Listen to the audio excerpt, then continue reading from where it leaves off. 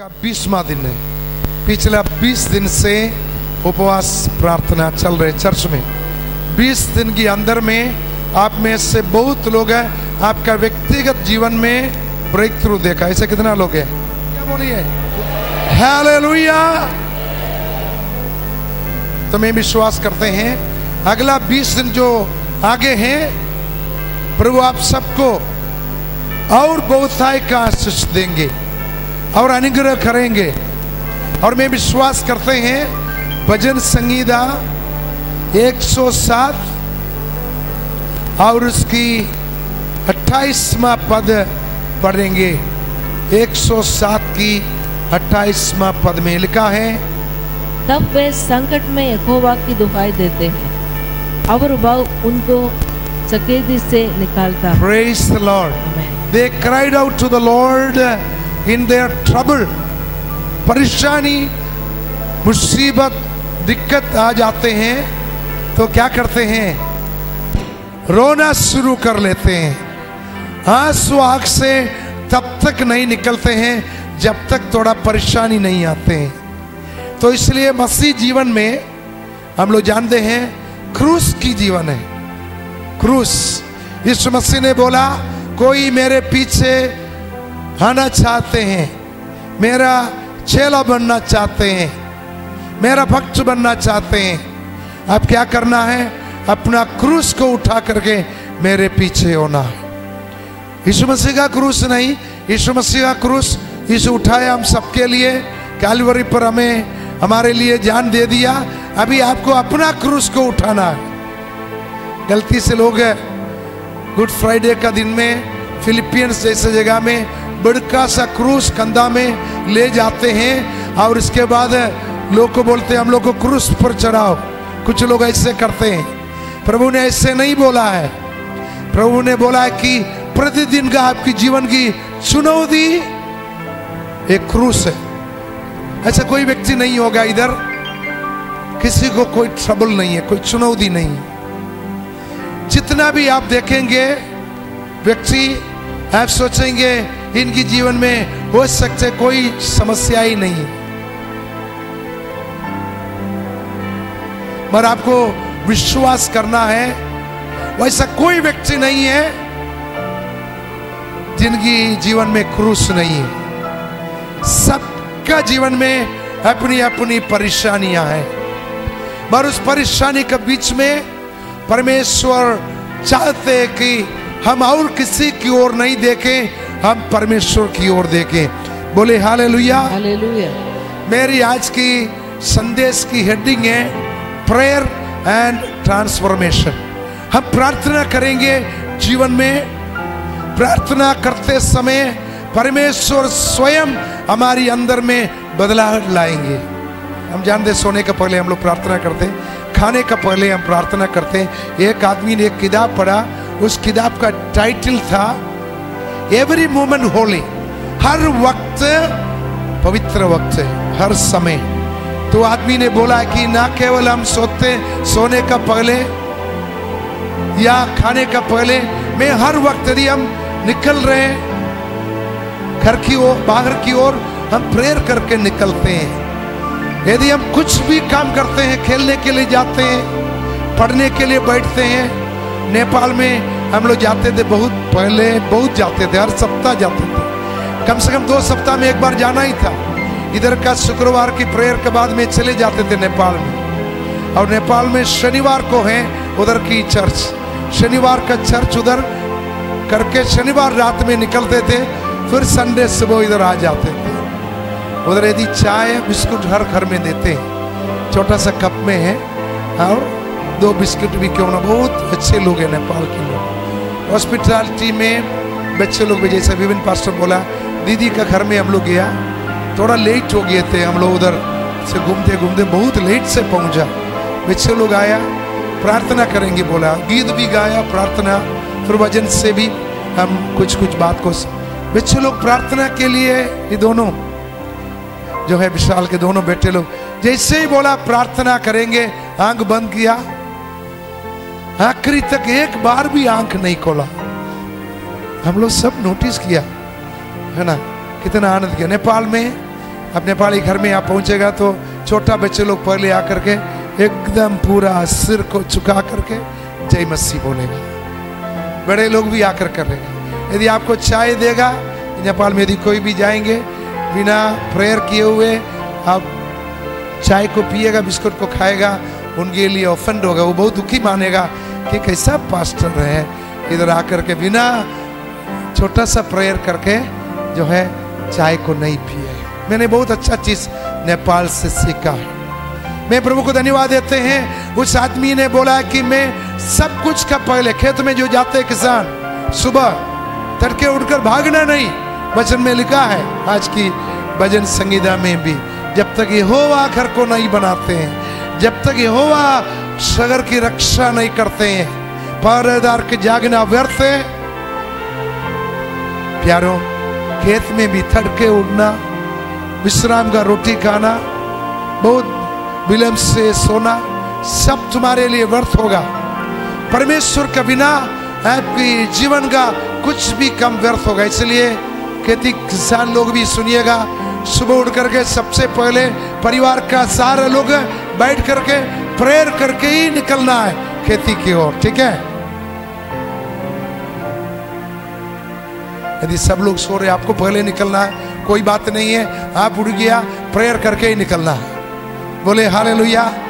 वो आदमी ने बोला, जब हम पुराना जमाने का बात है, कलम जो है इंक में डुबा करके लिखते थे, कुछ लोग देखा होगा, पुराना लोग, हमारा छोटा में हम लोग देखा है।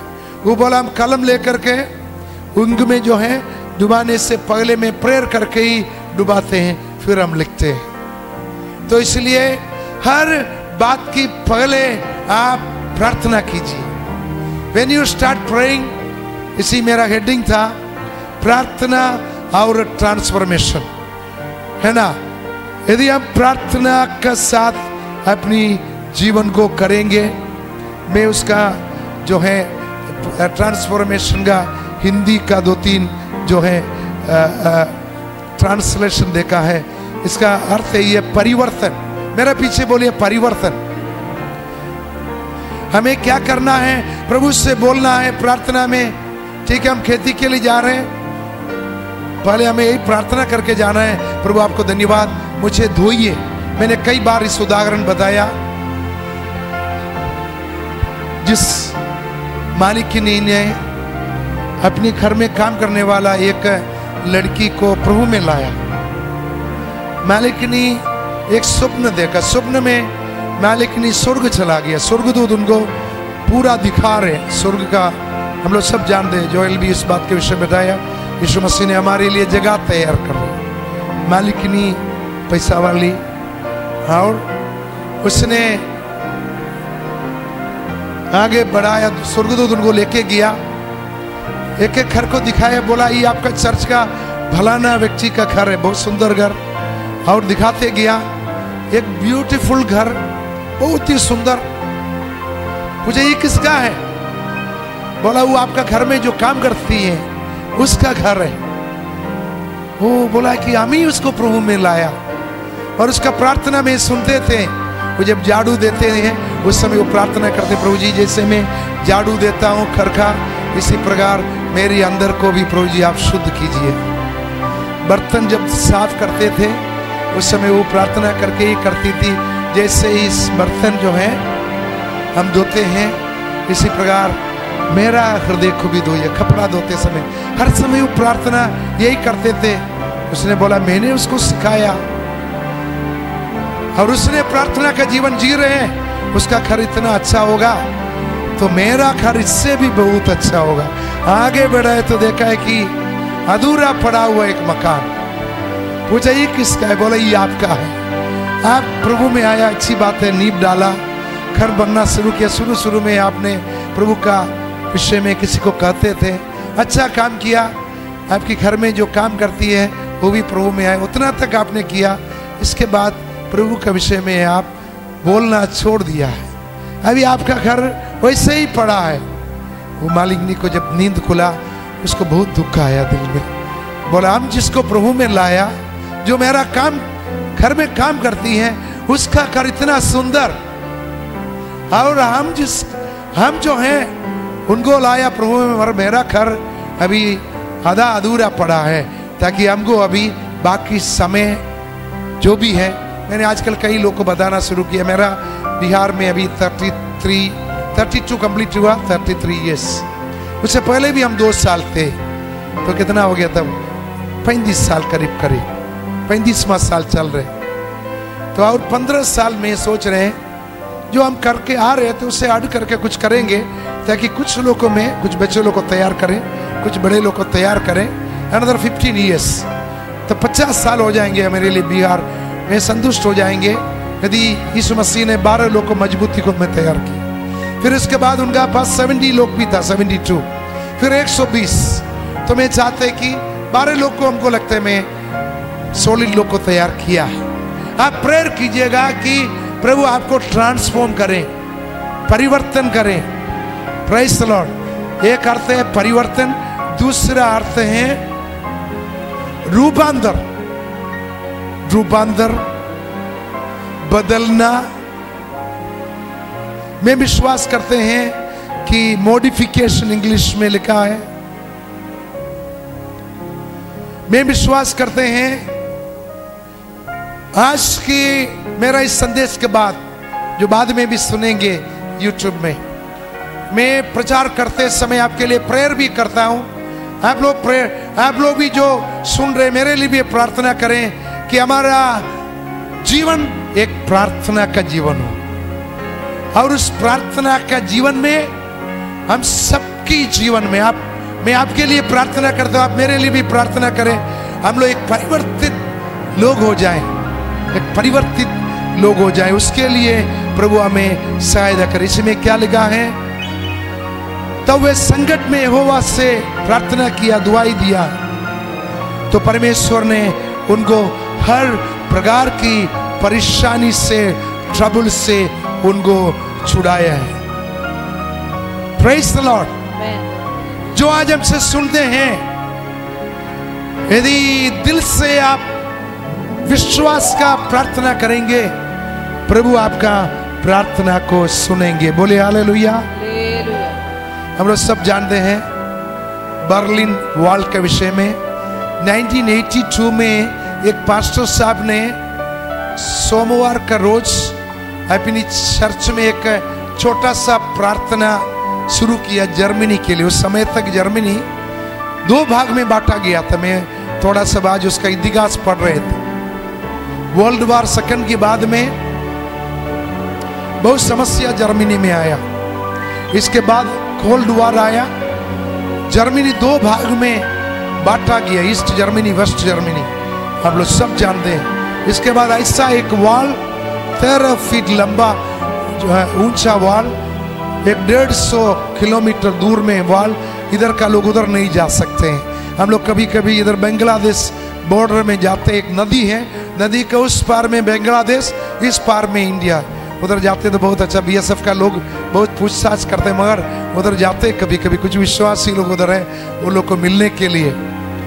आपको मालूम है डिवाइड होने का पहले इंडिया, बांग्लादेश, पाकिस्तान सब एक थे, अफगानिस्तान से लेकर के बर्मा तक। अभी भी जो है बॉर्डर के इस पार में रहने वाले लोग का कुछ रिश्तेदार लोग उस साइड में रहते हैं। अभी भी एक नदी है, मर जाने के लिए मुश्किल है। बीएसएफ का बहुत जो है बड़क का जो है वॉल है, रेलिंग है लोहा का, उस पर आप नहीं जा सकते हैं। 1982 में एक पास्टर साहब ने एक छोटा सा प्रार्थना, बहुत कम लोग को बोला कि मंडे में हम लोग इकट्ठा होंगे, हम लोग प्रार्थना करेंगे जर्मनी का एकता के लिए। विश्वास करें 1989 अक्टूबर 9 तारीख, धीरे धीरे इस प्रार्थना 82 से 89 तक आते आते बहुत कम लोग से शुरू किया हुआ उस प्रार्थना का ग्रुप एक ऐसा विशाल रूप ले लिया। 70,000 लोग इकट्ठा हो गया एक स्टेडियम में प्रार्थना के लिए। ईस्ट जर्मनी का करीब करीब 6,000 पुलिसमैन खड़ा हो गया। यदि ये लोग प्रार्थना के लोग यदि कुछ भी गड़बड़ करेगा, सबको पीटेंगे, बहुत मारेंगे। मगर वो लोग बहुत शांतिपूर्वक प्रार्थना किया प्रभु जी हमारे लोग इस दीवार को उस पार रहते हैं, उनका पास हम नहीं जा पाते हैं। हम नॉर्थ कोरिया और साउथ कोरिया के बीच में भी इसी प्रकार एक जगह है।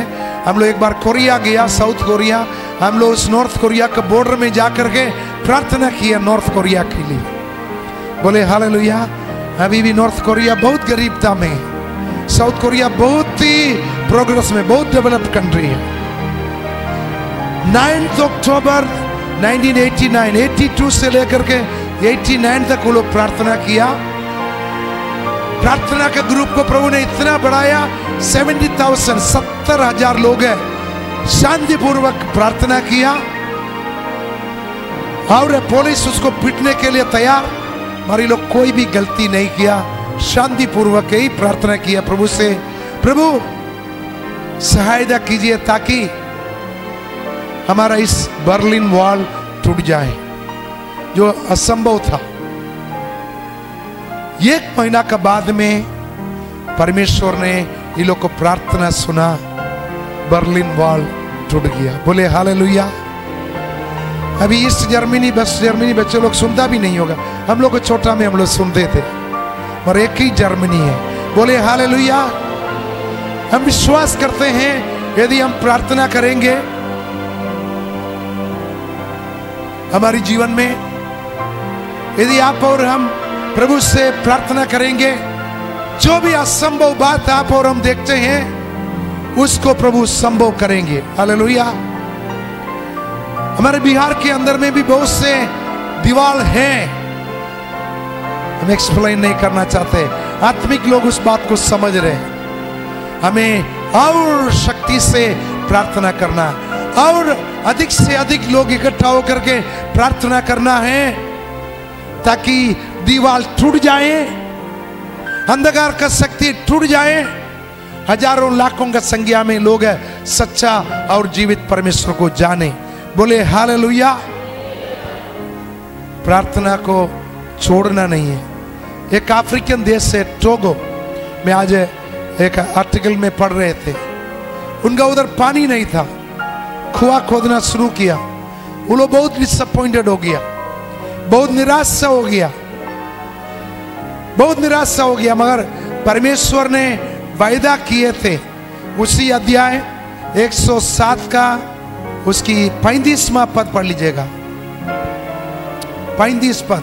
वह जंगल को जल का ताल और नरकल देश को जल के सोते कर देता। Praise the Lord. इंग्लिश में लिखा है परमेश्वर ने डिसर्ट को, मरुभूमि को नदी के रूप में बदलेंगे। बोले हालेलुया। हो सकता है आपने कुछ मरुभूमि का अवस्था से अभी गुजरता होगा, परमेश्वर कहते हैं मैं उसको बदलूंगा।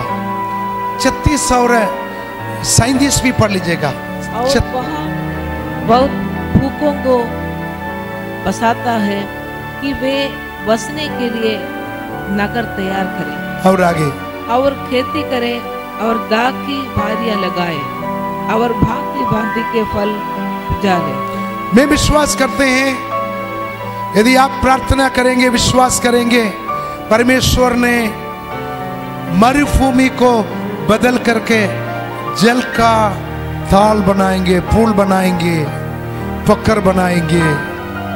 टोंगा का लोग इस वचन को विश्वास किया, प्रभु ने बोला मैं तुम्हें पानी दूंगा। कुआं खोदना शुरू किया, कुछ लोग निराशा में आ गया, मगर आशा के साथ वो लोग प्रार्थना किया।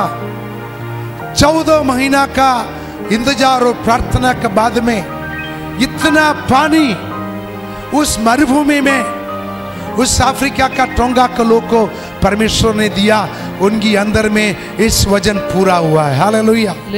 मैं विश्वास करते हैं, वचन में लिखा है 36 में, जो लोग भूखा हैं परमेश्वर ने उनको उस देश में बसाएंगे जिधर भोजन नहीं है, परमेश्वर ने उनको भोजन वस्तुएं से तृप्त करेंगे। बोले हालेलुया। यदि किसी भी बातों से आप गुजर रहे हैं, परेशानी से गुजर रहे हैं, सब चीज का पीछे परमेश्वर का एक हाथ है। परमेश्वर आपको कभी नहीं छोड़ेंगे, कभी नहीं त्यागेंगे। मैं आज यूसुफ का जीवन का विषय में पढ़ रहे थे। इस्राएल में बहुत कंगालपन आ गया है, खाना नहीं मिल रहे, परेशानी हो गया। 2 साल हो गया, फामिन शुरू हो गया है। 7 साल है, 2 साल में वो लोग को पता लगा कि मिस्र में दान है, खाना पीना का है, उधर जाने से मिलेगा। सारे लोग गया है, जोसेफ से मिल रहे हैं। मैं कहानी को शॉर्ट करना चाहते हैं। भाई लोग जो हैं इसको बेच दिए थे।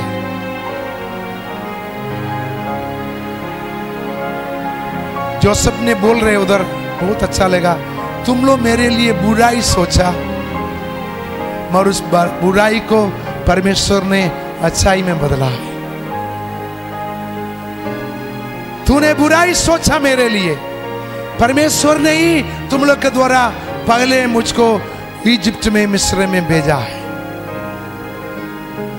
अभी फरवो का राजमहल में मैं पढ़ रहे थे, सब चीज के ऊपर में उसको अधिकारी बनाया। ही वॉज गवर्नर,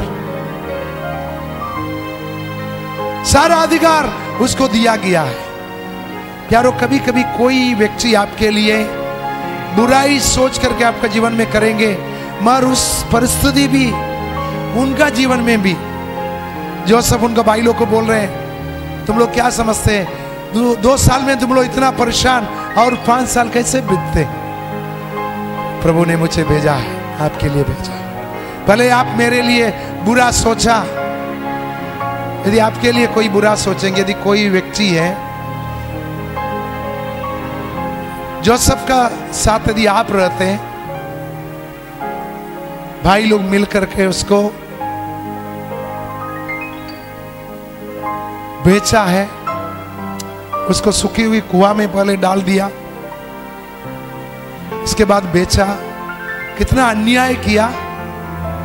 इसके बाद भी अपना भाइयों के लिए उनकी अंदर में एक करुणा, एक दया है।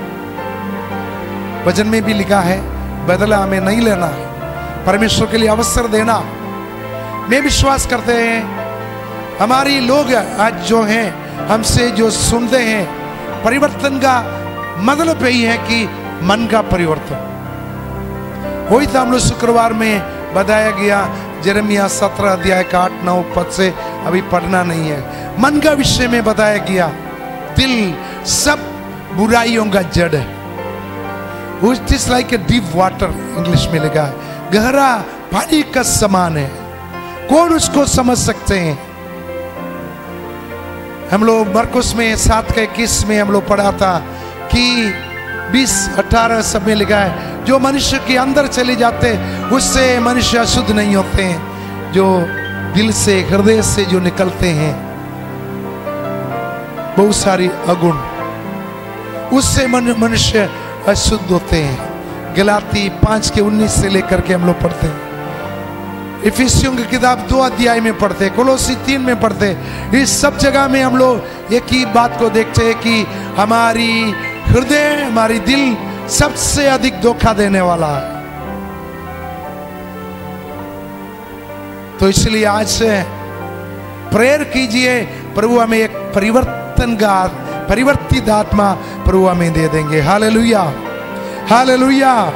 मैं विश्वास करते हैं यदि हम परमेश्वर से प्रार्थना करेंगे, प्रभु से बोलेंगे, प्रभु जी आज के दिन मैं अपने जीवन में कुछ परिवर्तन देखना चाहते, बदलाहट देखना चाहते, मेरे जीवन में कुछ बदलाहट देखना चाहते हैं।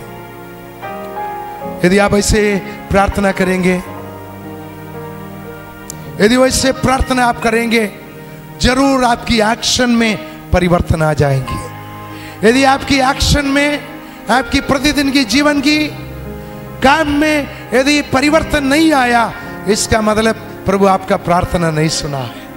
आपको और उपवास करना है, प्रार्थना करना है, और प्रार्थना ही करना है, dear lord I need your transforming work, please change what only you can change. परमेश्वर केवल आप ही मुझे परिवर्तन कर सकते हैं, कोई मनुष्य परिवर्तन नहीं कर सकते। इस 40 दिन की उपवास प्रार्थना में हम लोग प्रार्थना यही कर रहे हैं, व्यक्तिगत जीवन में, सबके जीवन में एक परिवर्तन प्रभु लाए। उपवास और प्रार्थना का समय में आप सब परिवार के लिए हम लोग प्रार्थना करते हैं। हर बुधवार का रात में 12 घंटा, शाम में 5 बजे से 6 बजे से लेकर के सुबह 5 बजे तक, 6 बजे तक हम लोग लगातार प्रार्थना करते हैं। उस समय सब परिवार का नाम लेकर के रात भर आपके लिए प्रार्थना करते हैं। मैं विश्वास करते हैं परमेश्वर का वचन में लिखा है कि हमें प्रार्थना करना है। वो लोग अपनी संकट के समय में प्रभु से प्रार्थना किया है, परमेश्वर ने उनका प्रार्थना को सुना है। मैं विश्वास करते हैं आज जितना भी लोग हमसे सुनते हैं, यदि आप परेशानी में, दिक्कत में, आपके अंदर में एक प्रार्थना का जीवन होना चाहिए। यदि वैसे है तो प्रभु आपको आशीष करेंगे, आपको अनुग्रह करेंगे। आप एक ऐसा विश्वासी होंगे, प्रभु आपको देख करके बोलेंगे ये आदमी सच्चा और पवित्र व्यक्ति है। प्रभु ने आपके विषय में बोलेंगे well and faithful servant, good and faithful servant. आइए हम अपना आंख को बंद करेंगे, प्रभु की ओर देखेंगे, प्रभु के सामने में कमिटमेंट करेंगे। प्रभु जी, आपने हमें आपके भवन में ले आया। मेरा विश्वास है प्रार्थना का द्वारा मेरा जीवन परिवर्तन हो जाए।